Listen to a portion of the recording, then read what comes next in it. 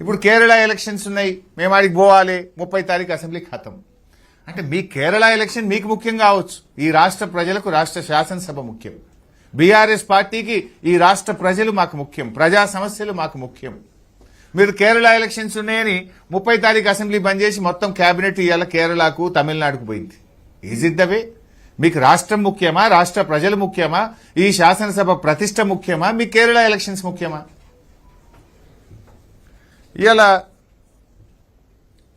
సభలో అన్ని నాటకాలే. ఏది చర్చిద్దామన్నా అటెన్షన్ డైవర్షన్ పాలిటిక్స్. సభలో నాటకాలు జాలేయట, ఇంకా పోయి రవీంద్ర భారతిలో నాటకాలు వేసిండ్రు. అరే ఉన్న టైమే తక్కువ, సభలో మాట్లాడదాము అంటే లేలే గేమ్స్ ఉన్నాయి 4 గంటలకు అసెంబ్లీ ఖతం, నాటకాలు ఉన్నాయి 4 గంటలకు అసెంబ్లీ ఖతం. ఇవాళ సభలో చేసే నాటకాలు జాలేయటగా బయట పోయి నాటకాలు చేసిండ్రు. ఇలా బిజినెస్ కు సమయం సరిపోతలేదు, అసెంబ్లీ పని దినాలు పెంచండి అంటే పని దినాలు పెంచరు. 3 గంటలు 4 గంటలు సభను వాయిదా వేసుకొని చర్చ జరగనియ్యరు. ఇంకా ఇది చాలదన్నట్టు ఆటలు నాటకాలు. అంటే మీ సభా సమావేశాలు జరగకుండా మీ సరదాలు తీర్చుకోవడానికి సభను గాలికి వదిలేసిండ్రు. సభా సమయాన్ని వృధా చేసినటువంటి ప్రయత్నం చేస్తున్నారు. పొంగులేటి గారి అవినీతిని మేము సాక్ష్యాధారాలతో సహా బయట పెడితే ప్రజల దృష్టి మరల్చడానికి డైవర్షన్ పాలిటిక్స్. సభా సంఘం అడిగితే దానికి విలువే లేదు, ఏ సభా సంఘం పనికిరాదు. మీరు సభా సంఘంని తక్కువ చేయడం అంటే శాసనసభను తక్కువ చేయడం, అసెంబ్లీకి శాసనసభ్యులకు ఉన్న గౌరవాన్ని తగ్గించడం. శాసనసభా సంఘం అంటే ఏంటి? అన్ని పక్షాలతో అన్ని రాజకీయ పార్టీల శాసనసభ్యులతో ఏర్పడేదే శాసనసభా సంఘం. అంటే మీరు శాసనసభ గౌరవాన్ని, సభ్యుల గౌరవాన్ని, ప్రతిష్టను తగ్గించే విధంగా సభా సంఘం వెయ్యము, సభా సంఘం దండగానే రీతిలో ప్రభుత్వం సమాధానం ఇస్తా ఉంది. అంటే రెడ్ హ్యాండెడ్ గా ప్రభుత్వ అక్రమాలను మేము బయటపెట్టే ప్రయత్నం చేస్తే ముఖ్యమంత్రి గారు ఏ సాక్ష్యాధారాలు లేకుండా మా మీద ఆరోపణలు చేసి డైవర్షన్ పాలిటిక్స్ పాల్పడే ప్రయత్నం చేస్తా ఉన్నారు. అంటే అవినీతి నుండి మంత్రి గారిని కాపాడడానికి 2 రోజుల పాటు బీఆర్ఎస్ పార్టీ ఎమ్మెల్యేలను సస్పెండ్ చేసి బిల్లులను గెలటిన్ చేసి పాస్ చేసుకొని పోయిండ్రు. అసెంబ్లీ నాటకాలు, బయట నాటకాలను నడిపింది 2 రోజులు.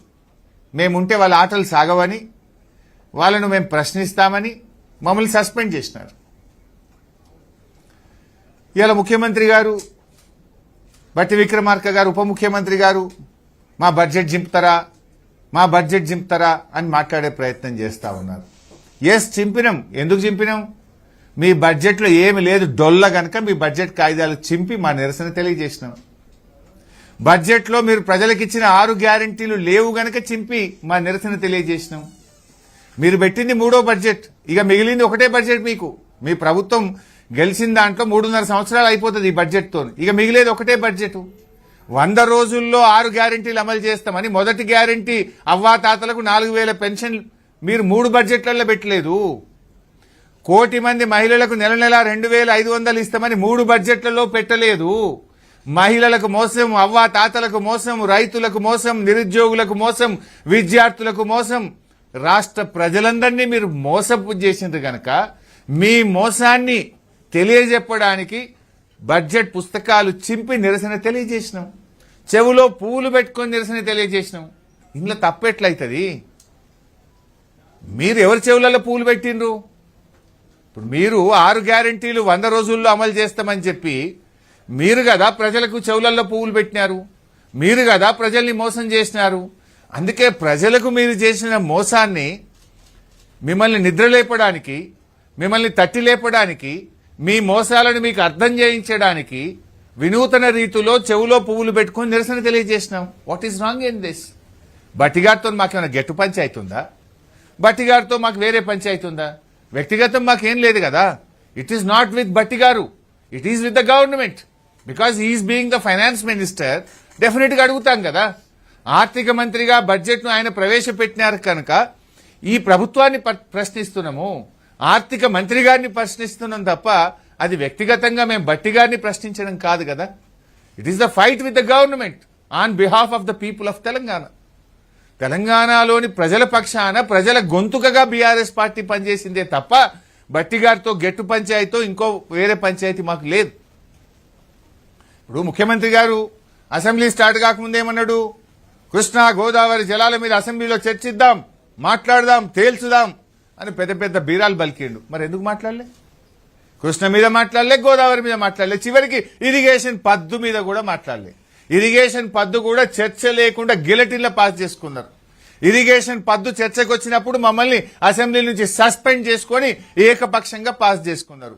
మరి ఏం ముఖ్యమంత్రి గారు, నువ్వే చెప్పినావు కదా కృష్ణా గోదావరి జలాల మీద అసెంబ్లీలో చర్చిద్దాం, ఎందుకు పారిపోయినావు? ఎందుకు చర్చించలేదు అని అడుగుతా ఉన్నాం. మేం బీఆర్ఎస్ పార్టీగా ఈ ప్రభుత్వాన్ని అనేక విషయాలను ఎత్తి కూడా చూపగలిగినాం.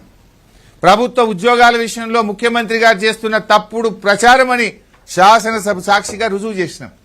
మేం బీఆర్ఎస్ పార్టీ ఒక ప్రశ్న వేస్తే మా ప్రశ్నకు శాసనసభలోనే ప్రభుత్వం సమాధానం ఇచ్చింది. మేమిచ్చిన ఉద్యోగాలు 60,000 కాదు 16,000 ఉద్యోగాలే కాంగ్రెస్ పార్టీ ఇచ్చిందని శాసనసభలో ప్రభుత్వ సమాధానం ద్వారా స్పష్టమైంది. అసెంబ్లీలో మేము అడిగినాం, ఈ ప్రభుత్వం వచ్చినాక నోటిఫికేషన్ ఇచ్చినాయి ఎన్ని, ఈ ప్రభుత్వం వచ్చినాక నోటిఫికేషన్ ఇచ్చిన ఉద్యోగాలు ఎన్ని అంటే 16,000 అని సభలో ప్రభుత్వమే సమాధానం ఇచ్చింది. అంటే ముఖ్యమంత్రి ఈ 60,000 చెప్పేటి అని కాకి లెక్కలు, అవన్నీ బీఆర్ఎస్ ప్రభుత్వం ఇచ్చినవి అని ఇవాళ శాసనసభలో బీఆర్ఎస్ పార్టీ తేట తెల్లం చేసి కలిగింది. నిరుద్యోగుల పక్షాన బీఆర్ఎస్ పోరాడింది, ఈ ప్రభుత్వాన్ని నిలబెట్టింది. మీరు అబద్దాలు మాట్లాడుతున్నారు, 2 లక్షల ఉద్యోగాలు ఇవ్వలేదనేటువంటి విషయాన్ని చాలా గట్టిగా బలంగా మేము వినిపించగలిగాం. మేము నిరుద్యోగుల యొక్క ఆకాంక్షల్ని గట్టిగా ప్రశ్నించగలిగినాం. అదేవిధంగా బీసీల 20,000 కోట్ల బడ్జెట్ కానీ, బీసీ వెల్ఫేర్ బోర్డులు వివిధ కులా సంఘాలకు, అదేవిధంగా బీసీ కార్పొరేషన్కు కేటాయించిన నిధులలో ఒక్క పైసా కూడా ఈ 2.5 ఏళ్లలో ఖర్చు చేయలేదు అనే విషయాన్ని కూడా బీఆర్ఎస్ పార్టీ ఈ కాంగ్రెస్ ప్రభుత్వాన్ని ముద్దాయిగా నిలబెట్టింది. బీసీల గొంతుకగా ఇవాళ బీఆర్ఎస్ పార్టీ పనిచేసింది. అదేవిధంగా దళితుల మీద కూడా రేవంత్ రెడ్డిది కపట ప్రేమ అని ఎస్సీ ఎస్టీ సప్లాన్ నిధుల ఖర్చు విషయంలో కూడా స్పష్టంగా బహిర్గతం చేసి ఎస్సీ కార్పొరేషన్ కు కేటాయించిన నిధుల ద్వారా 2.5 సంవత్సరాల్లో ఈ రాష్ట్రంలో ఒక్క దళితుడికి కూడా ₹1 ఇవ్వని వైనాన్ని కూడా బయటపెట్టి ఈ ప్రభుత్వాన్ని ముద్దాయిగా శాసనసభలో బీఆర్ఎస్ పార్టీ నిలబెట్టగలిగింది. మొత్తంగా మీరు సభలో చూస్తే కాంగ్రెస్ పార్టీ పాలసీలను గాలికి వదిలేసింది. రేవంత్ రెడ్డి గారు పాలసీలను గాలికి వదిలేసిండు, పహల్వాన్ల భాష మాత్రం మాట్లాడిండు. ఒక ఆయన నిలబడవా పహల్వాన్ అంటుండు. అసెంబ్లీలో పాలసీలు ఉంటాయి కానీ పహల్వాన్లు, కుస్తీ యుద్ధాలు, కుస్తీ పోటీలు ఉండయి కదా. కానీ రేవంత్ రెడ్డి ఇదేదో కుస్తీల పోటీగా మార్చే ప్రయత్నం చేసిండు. కత్తుల కోలాటంతో తలలు తీసేస్తాం, సామాజిక బహిష్కరణ చేస్తాం అని కాంగ్రెస్ సభ్యులతోని ముఖ్యమంత్రి పిలిచి పక్కన కూర్చోబెట్టుకొని మాట్లాడించిండు. మనం చూడలేదా? ముఖ్యమంత్రి గారు పక్కన వచ్చి వాళ్ళు కూర్చోవడం, పోగానే వాళ్ళకి మైకొచ్చుడు, వాళ్ళు మాట్లాడుడిగా కత్తుల కోలాటంలో తలలు తీసేస్తామని ఒక శాసనసభ్యుడు అసెంబ్లీలో మాట్లాడితే అది శాసనసభన? దాన్ని ఎందుకో ఎథిక్స్ కమిటీకి రెఫర్ చేయవు? కత్తుల కోలాటంతో తలలు తీస్తా అన్న సభ్యుడిని ఎథిక్స్ కమిటీకి రెఫర్ చేయవా? సామాజిక బహిష్కరణ చేస్తామని మాట్లాడిన సభ్యుడిని ఎథిక్స్ కమిటీకి రెఫర్ చేయవా? రేవంత్ రెడ్డి ఈ 3 నెలల్లో సభలో మాట్లాడిన అనాగరిక భాషను ఎథిక్స్ కమిటీకి రెఫర్ చేయరా? ఏం మాట్లాడిండు రేవంత్ రెడ్డి? నేను నోట్తో మాట్లాడలేను, ఆ భాష మాట్లాడడానికి నాకు సిగ్గు అనిపిస్తుంది. శాసనసభలో ఆయన మాట్లాడినటువంటి భాషను ఇవాళ ఎథిక్స్ కమిటీకి పంపాలి కదా. అధికారం ఉందనో, మందబలం ఉందనో, నోరుంది కదా అని ఇష్టం వచ్చినట్టు మాట్లాడితే ఇది శాసనసభ, రాష్ట్ర ప్రజలు గమనిస్తున్నారు. ఈ ప్రభుత్వ తీరును, ఈ ముఖ్యమంత్రి భాషను రాష్ట్ర ప్రజలు గమనిస్తున్నారు. మా గొంతు మందబలం ఉందని నువ్వు అసెంబ్లీలో నొక్కుతావేమో, కానీ మేము యాజ్ పాసిబుల్ దొరికిన ప్రతి చిన్న అవకాశాన్ని ఉపయోగించుకొని ఒక్క సెకండ్ కూడా వృధా చేయకుండా ప్రజా సమస్యల ప్రస్తావనకు మేము ప్రాధాన్యత ఇచ్చాము. చిరు ఉద్యోగుల గురించి, రిటైర్డ్ ఉద్యోగుల గురించి, వివిధ ప్రజా సంఘాల గురించి, బీసీ కుల సంఘాల గురించి, బీసీ రిజర్వేషన్ గురించి, బీసీ సప్లాన్ గురించి, ఎస్సీ సప్లాన్ గురించి అన్ని వర్గాల సమస్యలను బీఆర్ఎస్ పార్టీ ప్రస్తావించే ప్రయత్నం చేసింది. అయినా కొన్ని మేము మాట్లాడగలిగాం. కొన్ని సందర్భాల్లో డైవర్షన్ పాలిటిక్సో, మమ్మల్ని సభ నుంచి సస్పెండ్ చేసో మా గొంతు నొక్కే ప్రయత్నం చేసినారు. కానీ మాకు శాసనసభ ఒకటే కాదు కదా, ప్రజాక్షేత్రం కూడా ఉంది. అనేక వేదికలు మాకున్నాయి. తప్పకుండా అన్ని వేదికల్లో పై ఈ ప్రభుత్వ తప్పిదాలపై నిలదీస్తూనే ఉంటాం. బీఆర్ఎస్ పార్టీ పోరాడుతూనే ఉంటుంది. ఈ ప్రభుత్వ ప్రజా వ్యతిరేక నిర్ణయాలపై మా పోరాటం కొనసాగుతూనే ఉంటుంది. ఏది ఏమైనా శాసనసభలో ప్రతిపక్షంగా మేము to the best of our capacity KCR గారి ఆదేశాల మేరకు, కేసీఆర్ గారి సూచనల మేరకు మా శాసనసభ పక్షం సభ్యులు అందరం కలిసి ఈ ప్రభుత్వాన్ని గట్టిగా నిలదీశాం. ప్రజల పక్షాన పోరాటం చేసినాం. ప్రభుత్వం ఎట్లా పారిపోయిందో కూడా మీరందరూ కూడా చూశారు. మా పోరాటం తప్పకుండా ప్రజల పక్షాన కొనసాగుతూనే ఉంటుంది. Thank you. ఇకపోతే రెండవ అంశం ఒకటి కూడా మాట్లాడాలనుకుంటున్నా. గౌరవనీయులు కేంద్ర మంత్రి సిఆర్ పాటిల్ గారు నిన్న పార్లమెంట్లో చేసినటువంటి వ్యాఖ్యలపై కూడా బీఆర్ఎస్ పార్టీ పక్షాన మేము స్పందించాలనుకుంటాం. ముఖ్యంగా సిఆర్ పాటిల్ గారి వ్యాఖ్యలు ఎట్లా ఉన్నాయంటే, రేవంత్ రెడ్డి వ్యాఖ్యలు సిఆర్ పాటిల్ వ్యాఖ్యలు మధ్య తేడా లేదు. అంటే బీఆర్ఎస్ మీద బురద జల్లడంలో కాంగ్రెస్ బీజేపీల ఫెవికాల్ బంధం బయటపడ్డది. కాళేశ్వరం మీద పెట్టిన ఖర్చే 90,000 కోట్లు, 1,00,000 కోట్లు కొట్టుకుపోయినాయి అని ఎట్లా మాట్లాడతాడు? అది రేవంత్ రెడ్డి భాష. అదే భాష ఆయన మాట్లాడండి. అసలు ఈ కాళేశ్వరం ప్రాజెక్టుకు కేంద్ర ప్రభుత్వమే అన్ని రకాల అనుమతులు ఇచ్చింది.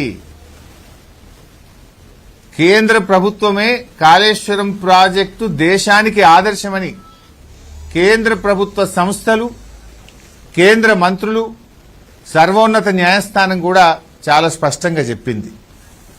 ఇవాళ గడ్కరీ గారు హైదరాబాద్కు ఇవాళ కాళేశ్వరం జలాలు వస్తున్నాయి, కాళేశ్వరం ప్రాజెక్టు తెలంగాణకు వరప్రదాయని అని మరో కేంద్ర మంత్రి గడ్కరీ గారు మాట్లాడిన వ్యాఖ్యలు. అప్పటి గవర్నర్ నరసింహన్ గారు తెలంగాణ రాష్ట్ర సాగు తాగునీటి సమస్యలకు ముక్తిని ప్రసాదించే ప్రాజెక్టే కాళేశ్వరం ప్రాజెక్ట్ అని ఆనాటి రాష్ట్ర గవర్నర్ గారు మాట్లాడిన వ్యాఖ్యలు.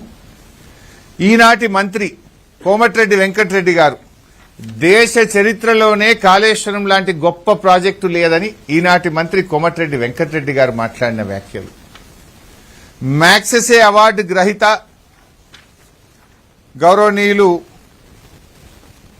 రాజేందర్ సింగ్ గారు కాళేశ్వరం ప్రాజెక్టుతో గోదావరి ప్రాజెక్టు ఒక జీవనదిగా మారిందని మ్యాగ్సెసే అవార్డు గ్రహీత రాజేందర్ సింగ్ గారు చెప్పిన వ్యాఖ్యలు. అదేవిధంగా CWC chairman, central water commission chairman Masood Hussain గారు దేశములో ఎక్కడి లేని విధంగా కాళేశ్వరం పనులు జరుగుతూ ఉన్నాయి, ప్రాజెక్టు డిజైను, పనుల ప్రణాళికలు చాలా బాగున్నాయని ఆనాటి సిడబ్ల్యూసి చైర్మన్ మసూద్ హుసేన్ గారు ఈ ప్రాజెక్టుకి ఇచ్చిన కితాబ్. పంజాబ్ ముఖ్యమంత్రి గారు భగవత్ సింగ్ మాన్ గారు ఈ కాళేశ్వరం ప్రాజెక్టును విజిట్ చేసి మేము నేర్చుకున్నాం, ఇది అద్భుతమని చెప్పినటువంటి మాటలు. అమెరికాలోని సొసైటీ ఆఫ్ సివిల్ ఇంజనీర్స్ వారు కాళేశ్వరం ప్రాజెక్టుకు అవార్డు ఇచ్చి ఈ ప్రాజెక్టు పట్ల కితాబునిచ్చినటువంటి మాటలు. సర్వోన్నత న్యాయస్థానం సుప్రీంకోర్టుకు న్యాయమూర్తులు కూడా కాళేశ్వరం ప్రాజెక్టును ప్రశంసిస్తూ మాట్లాడినటువంటి వ్యాఖ్యలు. ఇట్లా ఎన్నెన్నో ఉన్నాయి. అవి కాదు, నిన్నగాక మొన్న economic survey of India, Bharat సర్కార్, ఇది నాది కాదు, కేంద్ర ప్రభుత్వం, భారత్ సర్కార్, కేంద్ర ప్రభుత్వం ఇదే పార్లమెంట్ సమావేశాల్లో పార్లమెంట్లో టేబుల్ చేసిన ఎకనామిక్ సర్వే రిపోర్ట్ ఇది. ఈ రిపోర్ట్లో ఏం చెప్పారో కూడా నేను చదివి వినిపిస్తాను. This is a full report. ఇందులో page number 231. In Telangana the cultivated area which stood at 1.31 crore acres in the year 2014, it increased to 2.20 crore acres by the year 2023 due to major flagship programs such as Kaleshwaram lift irrigation project. ఇది నేను చెప్పలే, కేంద్ర ప్రభుత్వం పార్లమెంట్లో పెట్టిన economic survey పుస్తకం. గడ్కరీ గారు చెప్పింది నిజమా? ఢిల్లీలో పార్లమెంట్లో ఎకనామిక్ సర్వే రిపోర్ట్లో చెప్పింది నిజమా? లేదు నిన్న రాజ్యసభలో నీళ్ల మంత్రి చెప్పింది నిజమా? ఎవరి మాట నిజం? మీరే కదా అద్భుతం కాళేశ్వరం వల్ల తెలంగాణలో సాగునీటి వసతి రెట్టింపైంది, తెలంగాణలో పంటల ఉత్పత్తి రెట్టింపైందని మీరే కదా చెప్పింది. ఇదొకటే, ఇదేమో ఢిల్లీలో పార్లమెంట్లో పెట్టింది, ఇదేమో రాష్ట్ర అసెంబ్లీలో నిన్న ఉత్తమ్ కుమార్ రెడ్డి గారు నిన్న అసెంబ్లీలో పెట్టిన పుస్తకం. ఇది నాది కాదు.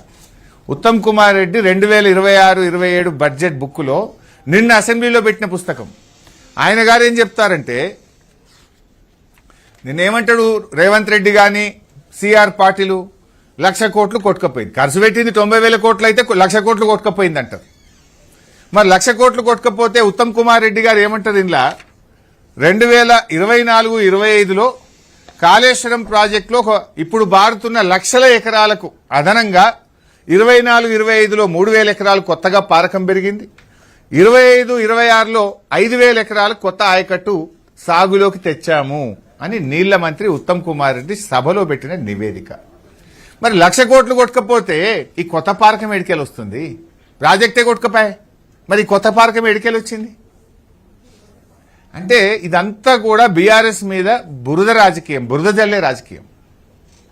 ఇప్పుడు నిన్న మొన్న మనం భువనగిరి జిల్లాలో ఆలేరు ఎమ్మెల్యే గారు, భువనగిరి ఎమ్మెల్యే గారు పోయి మాకు శిక్ష వేయండి, రైతులకు శిక్ష వేయకండి, ఆ కాలువలకు నీళ్లు విడుదల చేయండి, నిధులు విడుదల చేయండి, కాలువలు దవ్వండి, కొత్త ఆయకట్టుకు నీరు ఇవ్వండి. Thank you. నేను లంచ్ లో మీతో చిట్ చాట్ చేస్తా, ఆ ఇష్యూ మీద మీతో మాట్లాడతాను. ఇప్పుడు నా ఇష్యూస్ డైల్యూట్ అయితే ఐ హ్యావ్ ఆల్ ఇన్పుట్స్. 2 ప్రధానమైన అంశాల మీద మాట్లాడినా మళ్ళీ చిట్ చాట్ ఉంది.